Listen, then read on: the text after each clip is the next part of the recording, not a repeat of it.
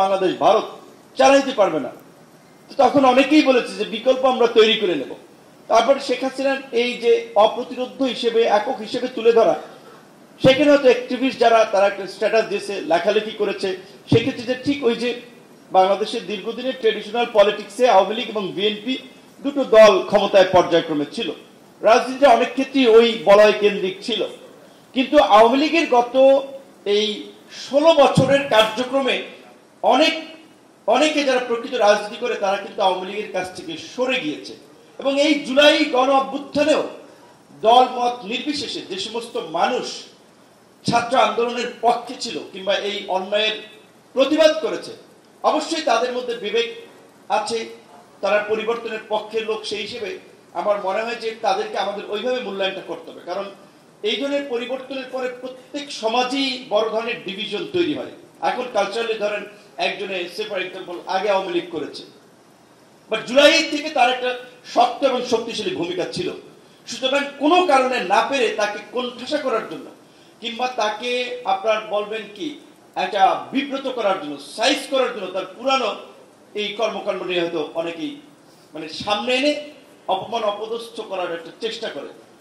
এখন এই জুলাইয়ের পরে আসলে আমরা সংস্কারের ব্যাপক একটা জোরে সোরে আলাপ আলোচনা করছি। যারা গভীরভাবে সমাজ এবং রাষ্ট্রকে বুঝেন তাদেরকে কিন্তু এটা ভাবতে হয় যে আমাদের রিফর্ম প্রসেসের সাথে সাথে আমাদের একটা রেকনসিলিয়েশন বা পুনর্মিলন, পুনরায় সমন্বয়ের কথাটা আমাদেরকে ভাবতে হবে জাতি হিসেবে। যখন নির্বাচন হয়েছে, ফেয়ার নির্বাচনেও আওয়ামী লীগ বিএনপি প্রায় ধরেন 30% কাছাকাছি ভোট প্লাস মাইনাস তাদের জনসমর্থন ছিল। আমরা মনে করি যে জুলাইয়ের গণ অভ্যুত্থানের মধ্যে দিয়ে জনগণ আওয়ামী লীগকে ছুঁড়ে ফেলেছে এবং আওয়ামী লীগের রাজনীতিকে প্রত্যাখ্যান করেছে।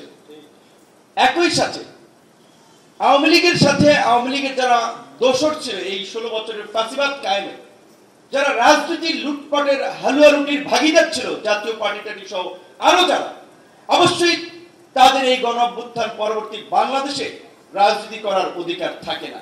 তার মানে এটা নয় যদি ধরেন 1 থেকে 1.5 কোটি মানুষ আওয়ামী লীগের সক্রিয় সমর্থক থাকে, আমি সবাইকে রাজনৈতিক অধিকার থেকে বঞ্চিত করার কথা বলছি না, আর বলাটা সঠিক মন্তব্য না। যারা সুনির্দিষ্টভাবে অপরাধের সাথে জড়িত ছিল, জনগণের উপরে অত্যাচার নির্যাতন লুটপাট করেছে, তাদের বিচার হোক, তাদের মামলা হোক। এই বিচার এবং মামলা শাস্তির পরবর্তী প্রক্রিয়ায় যারা এই দেশে থাকবে, সমাজে থাকবে, তাদেরকে নিয়ে কিন্তু আমাদেরকে একটা রেকনসিলিয়েশন প্রক্রিয়া বা পুনর্মিলনের দিকে আমাদেরকে যেতে হবে। আজকে আমি ঐক্যমত্য কমিশনের আলোচনা থেকে এসেছি। আপনারা জানেন বিস্তর আলাপ আলোচনা হচ্ছে পুরো শাসনতান্ত্রিক কাঠামো নিয়ে, বিশেষ করে 10 বছরের বেশি যেন কেউ প্রধানমন্ত্রী থাকতে না পারে, কারণ একাধিকবার টানা প্রধানমন্ত্রী থেকে তো শেখ হাসিনা স্বৈরাচার হয়েছে। দলীয় প্রধান এবং সরকার প্রধান যেন একই ব্যক্তি না হয়, কারণ দলীয় প্রধান একটা দলের, সরকার প্রধান পুরো দেশের, সুতরাং তার ওই একটা উদার দৃষ্টিভঙ্গি থাকা দরকার।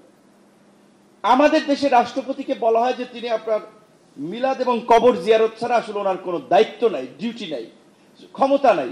সেই জায়গা থেকে এখনকার এই আলাপ আলোচনা হচ্ছে যে প্রেসিডেন্টের কিভাবে এম্পাওয়ার করা যায়, প্রধানমন্ত্রীর এককেন্দ্রিক ক্ষমতা কমিয়ে কিভাবে প্রধানমন্ত্রী রাষ্ট্রপতির ক্ষমতাটা ভারসাম্য করা যায়, এবং একটা ভারসাম্যপূর্ণ সংসদ। বাংলাদেশের নির্বাচনগুলোতে দেখা গেছে আপনার আওয়ামী লীগ বিএনপি 90-এর পরবর্তী সময়টা যদি আমরা ধরি, যে লাস্ট 3 দশকে দুটো দল সরকার গঠন করেছে, 30, 35, 40% ভোট পেয়ে, 40% ভোট পেয়ে সরকার গঠন করেছে।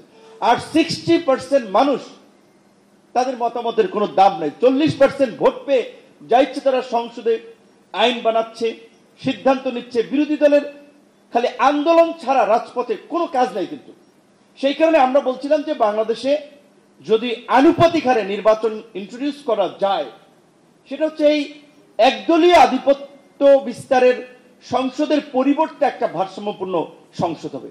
এইখানে অনেকে বুঝে, অনেকে না বুঝে মিডিয়ার মাধ্যমে, বক্তব্যের মাধ্যমে একটা প্রোপাগান্ডা ছড়াচ্ছে যে হচ্ছে কি আনুপাতিক হারে নির্বাচন হলে আপনার বছর বছর সরকার পরিবর্তন হবে। ভারত কিংবা ধরেন, যাই হোক, আমাদের যেহেতু ইন্টারন্যাশনাল কিছু ডিভিশন আছে, আমাদের কিছু বিষয়ে অনৈক্য আছে, যারা বাংলাদেশে একটা প্রভাব বিস্তার করছে, তারা সরকার ফেলে দেবে। পাকিস্তানে ইমরান খানকে যেভাবে হটিয়ে দিয়েছে, তো দেখেন আমাদের যদি যে আলোচনা হচ্ছে দ্বিকক্ষ বিশিষ্ট সংসদ হয়, আলোচনাটা হচ্ছে যে এখন আপাতত উচ্চ কক্ষে আমরা 100 যে সংসদ সদস্য হবে সেইখানে আমরা আনুপাতিক হারে নির্বাচনের ভিত্তিতে আমরা প্রতিনিধি নিশ্চিত করব। লোয়ার হাউসে যে 400 প্রতিনিধি থাকবে সেটা এক্সিস্টিং সিস্টেমে, তার মানে ওই গতানুগতিক প্রক্রিয়ায় এইখানে কিন্তু ওই বড় দলগুলোরই আধিপত্য থাকবে। এমনকি এমন হতে পারে, ধরেন কোন ছোট দল লোয়ার হাউসে একজন এমপি জিতলো না, কিন্তু সব মিলিয়ে তার দল 5% ভোট পেল, তাহলে উচ্চ কক্ষে তার 5 জন প্রতিনিধি থাকবে সেই দল থেকে, লোয়ার হাউসে কিন্তু তার একজন প্রতিনিধিও থাকতেছে না। সুতরাং আপনাকে যদি সংসদ আপনার ভেঙে দিতে হয়, সরকারের পতন ঘটাতে হয়, প্রথমত হচ্ছে যে 2/3 সংখ্যাগরিষ্ঠতা লাগবে, যেটা এক্সিস্টিং সিস্টেম থাকলে লোয়ার হাউসে এই বিজয়ী দল ব্যতীত অন্য পক্ষে কোনোভাবেই সম্ভব না। দ্বিতীয়ত যে বিষয়টা হচ্ছে যে আপনারা সংবিধানের যে 70 নাম্বার অনুচ্ছেদ, যে বিষয়ে ইতিমধ্যেই একমত হয়েছে যে সংসদ সদস্যরা 64 জেলায় যেখানে যেখানে কমিটি আছে একটা কালচারাল টিম করতে হবে, কারণ সংস্কৃতি ছাড়া পরিবর্তন হয় নাই, বিপ্লব হয় নাই, সমাজ টেকে নাই। সুতরাং একটা সুস্থ সংস্কৃতি আমাদেরকে আসলে গড়ে তুলতে হবে। বিশেষ করে বাংলাদেশের সংস্কৃতি হচ্ছে ইন্ডিয়ান হেরিটেজ, এখনো বিতর্ক আছে, বাঙালি না বাংলাদেশি, যাই হোক ওইদিকে আর গেলাম, এগুলো আবার অনেক বড় বিতর্ক, অনেক ধরনের ডিবেট আছে। সো আমরা আমাদের পরবর্তী সময়টা আমাদের সেই সুযোগ এনে দিয়েছে নিজস্ব সংস্কৃতির বিনির্মাণের ক্ষেত্রে।